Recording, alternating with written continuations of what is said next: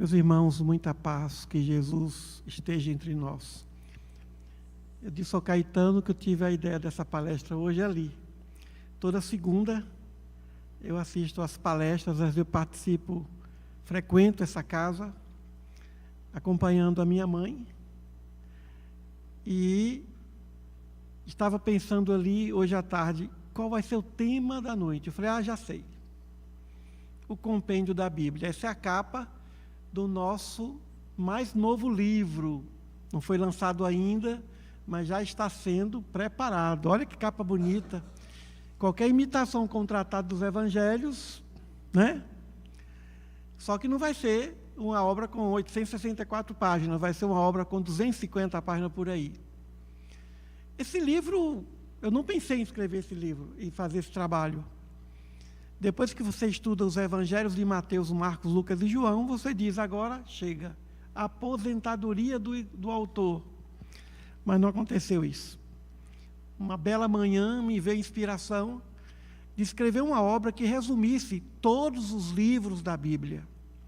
A Bíblia evangélica tem 66 livros, 66. A católica tem 73 livros. Eu imagino que todo mundo aqui já leu a Bíblia. Eu não vou nem perguntar. Eu acho que todo mundo aqui já leu a Bíblia. Não vou perguntar, né? Então eu tive que reler a Bíblia. Primeira vez que eu li a Bíblia, eu tinha 13 anos. Eu tive que reler a Bíblia. Teve algumas leituras, mas eu tive que reler a Bíblia. Falei, vamos fazer. E dediquei, esse livro é dedicado a meus netinhos.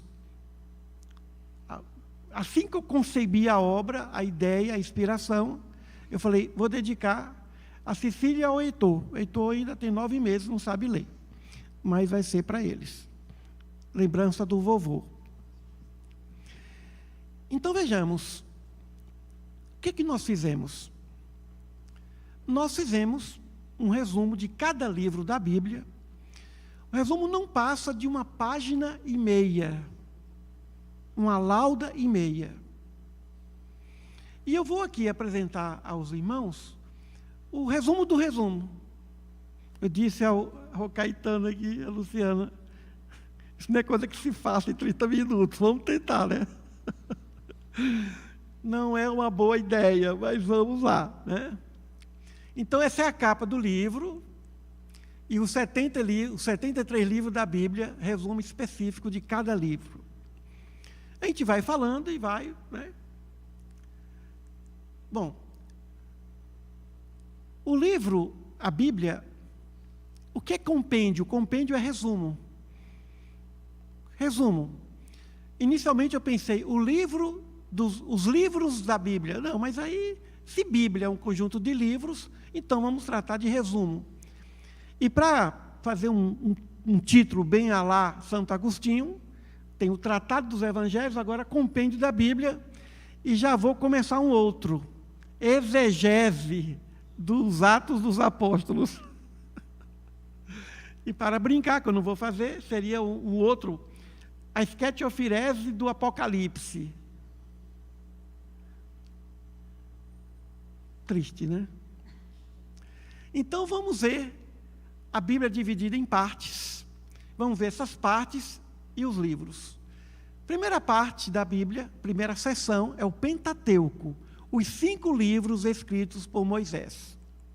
O primeiro, Gênesis, relata a criação do mundo e da humanidade. Fala de Adão e Eva, narra a queda do homem e as primeiras alianças com Deus, o dilúvio de Noé, e vem. Apresenta os patriarcas, Abraão, Isaque, Jacó e José. José do Egito.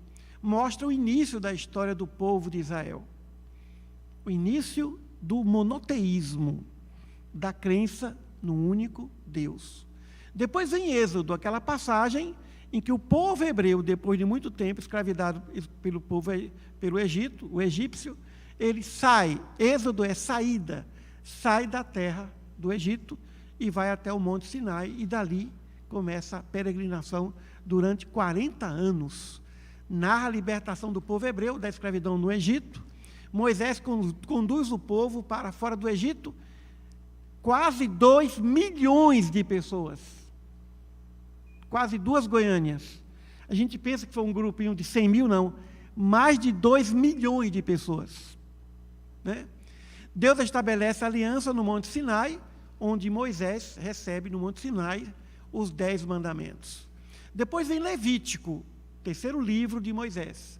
Contém leis religiosas e rituais para o povo. Ou seja, Moisés é chamado de grande legislador porque ele, além de receber as leis de Deus, ele também escreveu Levítico, que é um livro que trata de ética de comportamento. E não apenas na área da ética, mas na área da medicina. Ou seja, todo comportamento que o povo deveria adotar. Mas interessante, eles ficaram 40 anos no deserto, Moisés esperou todo mundo que veio do Egito desencarnar para que a nova geração entrasse na nova terra com outro tipo de mentalidade, não mais aquela mentalidade viciada do povo egípcio. Destaca a santidade de Deus e ensina como viver em santidade, ou seja, em pureza intelectual e moral. Depois vem Números, descreve a caminhada de Israel até o deserto, durante o deserto. Relata censos do povo e organização das tribos. Jovens acima de 20 anos, eles eram contabilizados, só homens, porque se preparava sempre para o embate. Mostra as dificuldades e rebeldias do povo. Destaca a fidelidade de Deus. Gente, o Antigo Testamento é todo em cima das oscilações do povo. Ora com Deus, ora distante de Deus. Distante de Deus vêm os profetas, para tentar realinhar moralmente aquele povo. O Antigo Testamento é a história da influência da lei divina diante das nossas fraquezas morais. O que acontecia com o povo hebreu, acontece com toda a gente, acontece com todas as pessoas. Destaca, mesmo o povo rebelde e distante, a presença de Deus ali, dos bons espíritos, dos anjos de Deus. E por último vem Deuteronômio, discursos finais de Moisés. Moisés viveu até os 120 anos, não entrou na terra prometida. Josué também viveu mais de 100 anos. Né? Recorda a aliança e a lei de Deus. Exorta o povo à fidelidade, o tempo todo, fidelidade às leis de Deus, ao Pai. Prepara a entrada na terra prometida. A partir daí, entra Josué. E entra agora os livros históricos. Saímos do Pentateuco e vamos entrar nos livros históricos da Bíblia. Começa com Josué. Moisés preparou Josué para sucedê-lo. Porém, Josué não preparou ninguém para sucedê-lo. Foi o problema. Foi o problema. Conquista da terra prometida. Josué lidera o povo após Moisés. Vem aquelas muralhas de Jericó, que os irmãos conhecem. Divisão da terra entre as tribos. As 12 tribos de Israel. Fidelidade e aliança com Deus. Josué foi realmente um grande exemplo. Um grande general, estrategista, e era um líder mais liberal, por assim dizer. Aí vem o período de Juízes, porque durante aquele período de Josué não fez um sucessor, mas as tribos passaram a ter seus juízes, seus líderes, ciclos de pecado, arrependimento e libertação. Deus levanta líderes para salvar o povo. Débora, Gideão, Sansão. A história de Sansão todo mundo conhece, né? Ou seja, os juízes eram líderes espirituais e alguns até profetas que vieram para conduzir cada tribo de Israel. Depois vem a história de Ruth, o livro de Ruth. História de fidelidade e amor à família.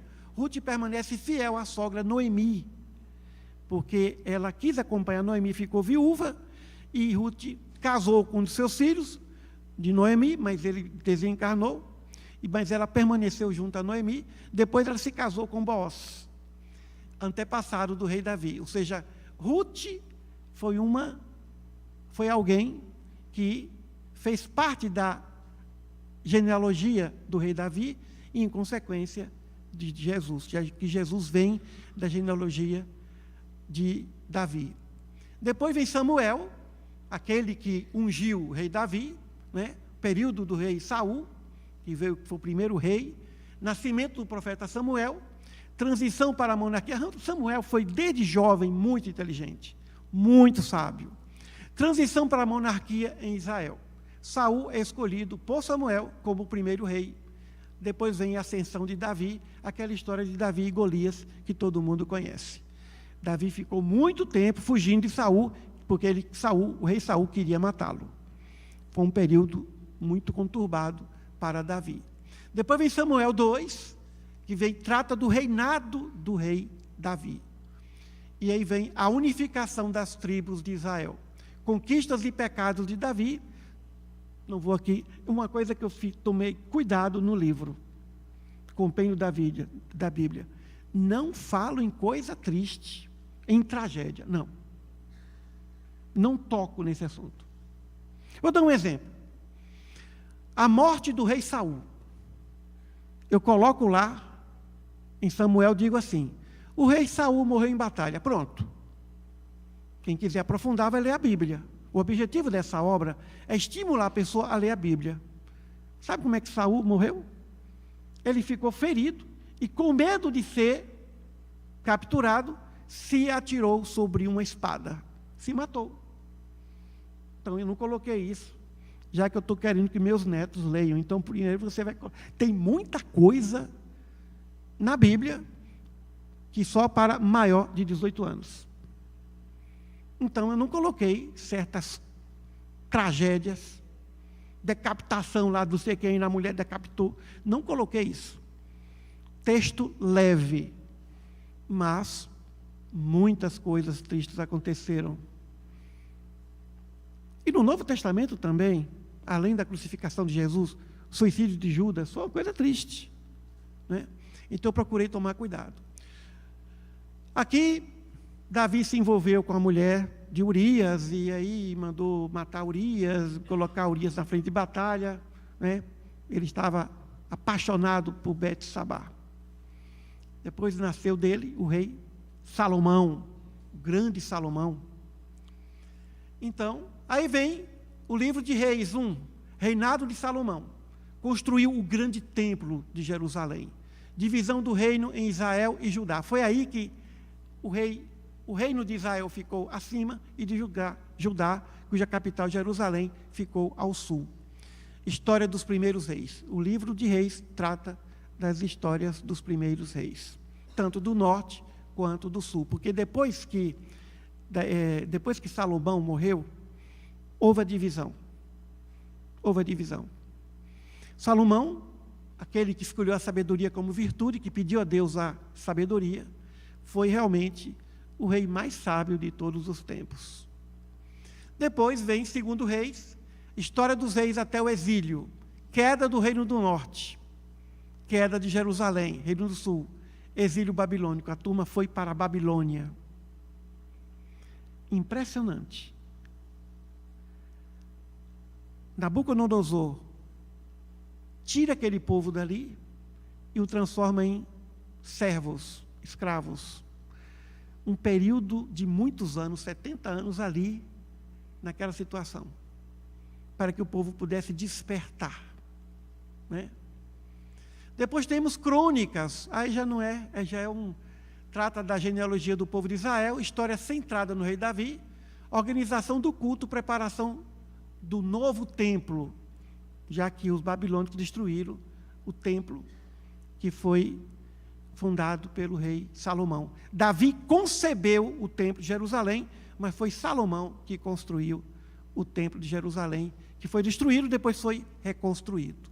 Temos Crônica 2, história dos reis de Judá, reconstrução do templo de Salomão, reformas religiosas, queda de Jerusalém. Esdras, retorno do exílio babilônico, volta, profeta Esdras, reconstrução do templo, reforma religiosa do povo, fidelidade à lei. Vem o livro de Neemias, reconstrução dos muros de Jerusalém, liderança de Neemias e seus filhos, renovação espiritual do povo, restauração dos muros e da cidade de Jerusalém. Depois vem o livro de Tobias, que é um livro apaixonante. Tobias era filho de Tobit. O anjo Rafael se materializou e acompanhou Tobias numa jornada a pedido do seu pai Tobit. É uma história linda, história de fé e providência divina. Viagem de Tobias. Tobias, na minha visão, e o pai dele, foram os primeiros espíritas da Bíblia. Caridoso, ajudava todo mundo, tirava a gente da rua e colocava de casa. Tobit, o pai de Tobias. Os primeiros espíritas, no meu entendimento da Bíblia, foi Tobit, o pai de Tobias, e Tobias, jovem Tobias. Cura e casamento. É uma história interessante. Esse casamento do jovem Tobias. Vale a pena ler. Pode chegar em casa, pega o livro de Tobias, vocês vão amar esse livro. Valor da oração e caridade. E o que é emocionante, Caetano? A presença do anjo Rafael, o anjo da saúde, na vida do Tobias. Se materializou. Depois sumiu, desmaterializou. O anjo Rafael. Judite, a heroína que salva Israel, coragem e fé em Deus, derrota os inimigos, Holofernes, decapita. Pega a espada e pá. Não falo isso. Exemplo de confiança em Deus. Judite era uma grande heroína. Vem a Esther, a rainha Esther já era diferente, estrategista, altamente política, né? Quem já leu esse livro Esther aqui? Todo mundo, eu tenho a impressão que todo mundo já leu. Rainha Esther salva o povo judeu, conspiração contra os judeus, coragem diante do rei, vitória sobre os inimigos. Ela salvou o povo de Israel na diplomacia. Ali o exemplo de mulher diplomata e política. Esther. Tem alguém chamado Esther aqui? Não? Ninguém? Macabeus. Aí vem a revolta do povo, né? Do povo de Judá. A revolta judaica contra a dominação estrangeira. Os meninos, né? Luta pela liberdade religiosa. A família dos Macabeus lidera a resistência e volta a purificar o templo. É uma história de tem guerra e de muita persistência. Macabeus 2 completa a história da revolta. Testemunho dos mártires, fidelidade à lei, esperança na ressurreição. Aí vem os livros sapienciais. Saímos dos livros históricos e vamos para os livros sapienciais. O livro de Jó, reflexão sobre o sofrimento humano, a história de Jó, que tinha tudo, homem rico, de repente ficou pobre. Aí depois voltou a ter tudo. Perdeu mulher, perdeu filhos. É uma história. Jó permanece fiel. Aliás, ele não perdeu a mulher que queria que ele desistisse de Deus.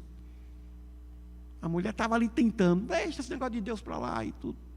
Debate sobre justiça divina, confiança final em Deus. Jó foi tentado a desistir de Deus. A pessoa perder tudo, mas perdeu em um dia. Foi assim algo. É uma história interessante, o livro de Jó. Vem os salmos, os cantos de vários, o pessoal fala que é só Davi, não. Várias pessoas escreveram os salmos. Coleção de orações e cânticos, louvor, súplica e agradecimento. Expressa sentimentos humanos diante de Deus, usado na oração do povo. A gente conhece muito o Salmo 23, 91. Tem outros salmos muito interessantes, né? Naquele tempo os salmos eram cantados. Jesus cantou. Provérbios de Salomão. Salomão escreveu 3 livros. Na juventude escreveu Cantares, depois Provérbios, e já na sua senectude, na velhice, escreveu Eclesiastes. E ele disse que tudo era vaidade. Estava em depressão o rei Salomão. Na juventude, romântico, Cantares. Na fase adulta, Provérbios, pura sabedoria. E em Eclesiastes ele disse que tudo é vaidade e correr atrás do vento. O homem estava triste, estava doente. Rei Salomão. E que não é verdade. Nem tudo é vaidade e nem tudo é correr atrás do vento. Senão Jesus não teria vindo. O que Jesus fez não foi por vaidade. E ele não correu atrás do vento. Mas nas palavras de Salomão a gente aprende muito. Provérbios do rei Salomão. Já lemos esse livro no nosso culto. Eclesiastes, eu amo esse livro, né? apesar da tristeza de Salomão, da desilusão dele, reflexão sobre o sentido da vida, tudo é passageiro sem Deus, busca da verdadeira sabedoria, convite a confiar em Deus. Cântico dos Cânticos, poema sobre o amor, simboliza o amor humano e divino, interpretação espiritual do amor de Deus, beleza da união e fidelidade. Tem gente que interpreta isso aí como amor humano, outros amor ao Pai, amor a Deus. Cântico dos Cânticos, sabedoria de Salomão, exalta a sabedoria divina, contraste entre justos e ímpios, imortalidade dos justos, confiança em Deus. Eclesiástico, conselhos de sabedoria. Esse eclesiástico só tem na Bíblia católica, na Bíblia evangélica não tem. Conselhos de sabedoria religiosa, valor da lei e da tradição, orientações para a vida moral, louvor aos grandes personagens de Israel. Agora vem os profetas. Profetas maiores porque os livros são maiores. Os profetas menores porque os livros são menores. Não porque um profeta foi maior do que outro. Aí vem Isaías, eu amo Isaías. Profecia sobre justiça e esperança, chamada à conversão, anúncio do Messias, promessa de salvação. O primeiro profeta que falou na vinda do nosso Senhor. Isaías alertou. Esse livro é lindo. Esse livro é lindo. Já falei sobre ele aqui, a respeito do rei Ezequias, que Isaías foi lá e avisou, Deus disse, organiza a tua casa que tu vais morrer. Ezequias orou tanto que Deus mudou de ideias. A oração e a persistência faz até Deus mudar de ideia. Aí Isaías voltou, nem saiu do palácio e falou, o Senhor ouviu tua prece, vai te dar mais 15 anos. Deu mais 15 anos e foi a perdição do rei. Porque Ezequias era um homem justo, um homem bondoso, e aí abriu as portas para os babilônios, lá para o povo, que compreendeu, percebeu as fragilidades do reino, e depois invadiu, tomou tudo. Jeremias, gosto desse profeta também, profeta em tempos de crise, anuncia a destruição de Jerusalém, convite à conversão, promessa de nova aliança. Pega sempre o povo desavisado, invigilante. Esses profetas sofreram muito. Lamentações, poemas sobre destruição de Jerusalém, dor e arrependimento do povo, reflexão sobre o sofrimento, esperança na misericórdia de Deus, o livro das lamentações. Baruque, chamado ao arrependimento, o profeta Baruque, reflexão sobre sabedoria, esperança na restauração, confiança em Deus, sempre o povo ali precisando de estímulo para renovar e fortalecer sua fé. Ezequiel, profecias durante o exílio. Ezequiel esteve lá no exílio. Visões simbólicas, responsabilidade pessoal. Ezequiel foi um grande médium. Esses profetas todos foram grandes médiums. Promessa de renovação. Ezequiel foi um profeta que soube lidar, inclusive, com aqueles que escravizavam o povo hebreu. Sabia lidar com as pessoas. Daniel era outro também, extremamente politicamente correto. Daniel, história de fidelidade a Deus. Daniel na corte estrangeira. Visões apocalípticas. Esperança na vitória final de Deus. O rei gostava de Daniel. Mas Daniel foi acusado de trair o rei e aí foi colocado numa cova de leões. Os irmãos conhecem a história. E saiu dali ileso. Agora vem o livro dos profetas menores. Oséias, porque o livro é menor.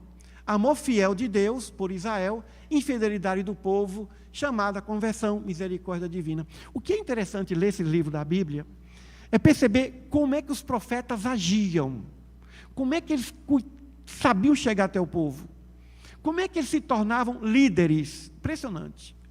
O profeta Joel fala da praga dos gafanhotos como sinal, porque gafanhotos avassalaram Jerusalém. E Joel avisou, isso é coisa para alertar o povo. Chamado ao arrependimento, promessa do Espírito Santo, dia do Senhor. Depois tem o profeta Amós, profeta da justiça social. Denúncias a respeito da injustiça. Muita gente rica praticando injustiça naquele tempo. Chamado à retidão, juízo de Deus. Obadias, profeta contra Edom, profecia contra Edom, cidade de Edom. Condenação do orgulho, defesa do povo de Deus, justiça divina. Jonas, profeta enviado a Nínive, ele não queria. Jonas não queria a missão. Deus mandou ele para um canto, ele foi para outro. E lá, estava numa embarcação, naufragou, e ele avisou, isso está acontecendo por minha causa. Aí ele pediu para que se atirasse ao mar, e conta que um peixe gigante pegou Jonas e levou exatamente para Nínive, onde ele não queria ir. Quando Deus quer, faz um peixe pegar o profeta e levar para onde ele quer. Deus mostra misericórdia, chamado universal, Jonas se arrepende e depois se transforma no grande profeta. Miqueias, denúncia de injustiças, anúncio do Messias em Belém, chamado a justiça e humildade, esperança futura. Naum, profeta contra Nínive, profecia, porque o povo de Nínive, que ouviu Jonas, depois também se desviou. Juízo sobre opressores, consolo para Israel, justiça de Deus.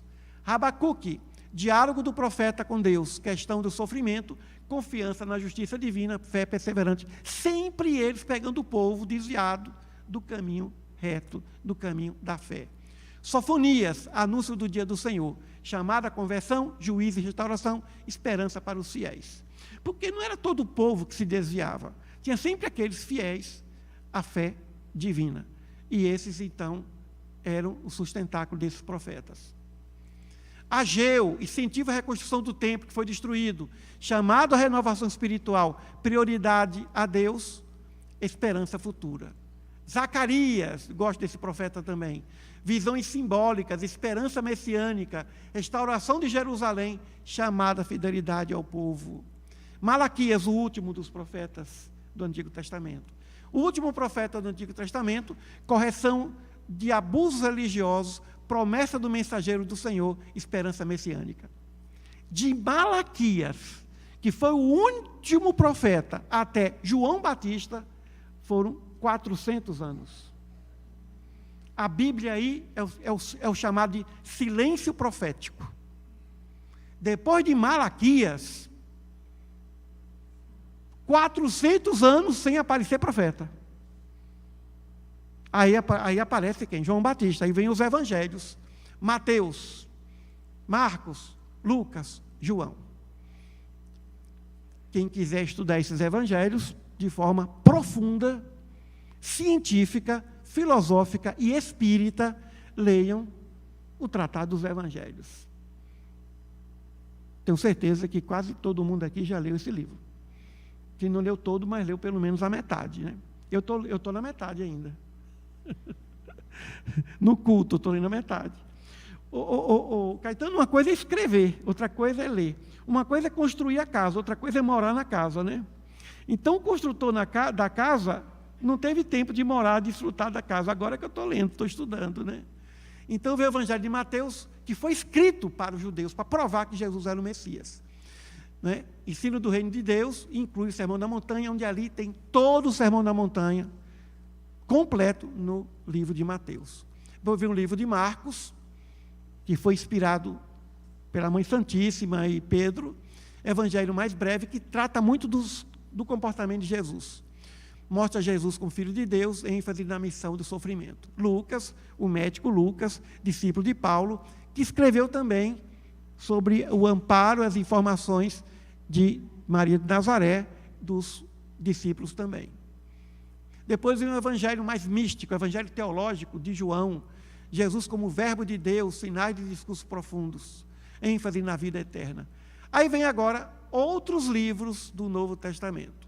Atos dos Apóstolos, que é um livro histórico, que fala sobre as 3 viagens do apóstolo Paulo. É interessante, nossa próxima obra, que vai se chamar Exegese dos Atos dos Apóstolos, né? História da igreja primitiva, ação do Espírito Santo, missões dos apóstolos. Na verdade, é o evangelho de Paulo. É a história de Paulo, que nós podemos maravilhosamente entender lendo o livro Paulo e Estevão, psicografado por Chico Xavier, escrito por Emmanuel, né? Então, Paulo e Estevão e Atos dos Apóstolos estão aí para nós conhecermos a história da igreja primitiva. Aí vem as epístolas de Paulo.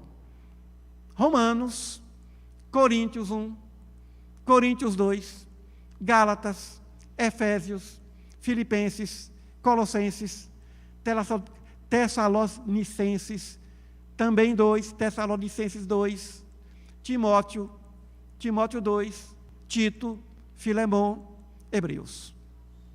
O que é que Paulo fala nessas cartas? Escreveu cartas preso. O que é que ele fala? Ele orienta as igrejas, ele orienta as comunidades cristãs. Paulo foi o grande responsável pela divulgação dos ensinamentos de Jesus. Há uma diferença entre Paulo, escrito por Lucas, em Atos dos Apóstolos, e Paulo, as cartas.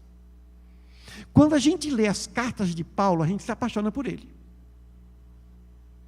A gente se apaixona por ele, porque vê um homem, um ser humano, com todas as fragilidades, carências, dificuldades. O Paulo das epístolas é um Paulo próximo a nós. Ele se revela, ele orienta as igrejas, mas ele também se revela como ser humano com suas limitações, tristezas, carências. Pedia até recursos das igrejas para sobreviver. Então, esse Paulo das epístolas é um Paulo apaixonante. O Paulo de Atos é a história do apóstolo, do poderoso, do missionário. Mas esse aí é apaixonante. Foi esse Paulo das epístolas que fez com que eu escrevesse o próximo livro. Eu já não queria escrever mais nada, né? Aí vem a epístola de Tiago. As epístolas chamadas, tem as epístolas paulinas e as epístolas diversas. O apóstolo Tiago, que escreve sobre vários temas também. Temas doutrinários, temas pastorais, né? Aí, importância das obras, fé sem obras é morta, fé prática, controle da língua, cuidar da língua, sabedoria cristã, cartas de Pedro, o apóstolo Pedro, consolo aos perseguidos, esperança em Cristo, chamada à santidade. Pedro foi muito equilibrado. O Pedro de Atos dos Apóstolos, o Pedro da epístola, é diferente daquele Pedro que tinha medo no tempo de Jesus. Aquele Pedro inconstante. Depois temos a segunda carta de Pedro, advertência aos falsos mestres. Tinha muita gente querendo entrar no ambiente cristão com ideias que contrariavam o Cristo, né? A certeza da segunda vinda, a fidelidade à verdade. A primeira carta de João. João define Deus como amor. Deus é amor. Chamada à comunhão, combate a erros, vida na luz. Aí a segunda epístola de João. Fidelidade à verdade, amor cristão, cuidado com falsos mestres. Eles se preocupavam muito com essas falsas doutrinas que queriam se misturar com o cristianismo. Principalmente aquelas que diziam que Jesus não tinha um corpo de carne e osso, que veio como um agênere, né? Valorizava muito a hospitalidade, né? Os apóstolos. João foi o único que não foi martirizado, morreu bem velhinho. Aí vem do Judas, que era primo de Jesus, não é Judas Iscariotes, né? Nem era Judas Tadeu, era outro Judas. Advertência contra os falsos mestres, defesa da fé, chamada perseverança, juízo final. E aí vem o Apocalipse, o último livro da Bíblia. Livro profético e simbólico, concebido por um João. Ninguém tem certeza que foi João Evangelista. Mas se pressupõe, pelo Evangelho de João, que foi João que escreveu. Luta entre o bem e o mal, esperança na vitória de Deus, nova criação e vida eterna. E aí nós completamos o nosso resumo do resumo. Vai chegar o livro, o compêndio da Bíblia, que as crianças poderão ler, os jovens poderão ler, pessoas de todas as idades. Qual o objetivo dessa obra?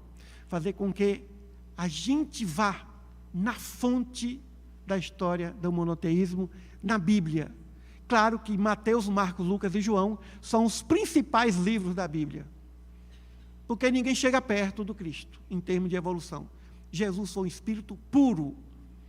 Há 5 bilhões de anos ele já era puro, quando ele teve a incumbência de cuidar do planeta Terra. Então, desde quando que esse espírito passou a ser puro, a gente não sabe.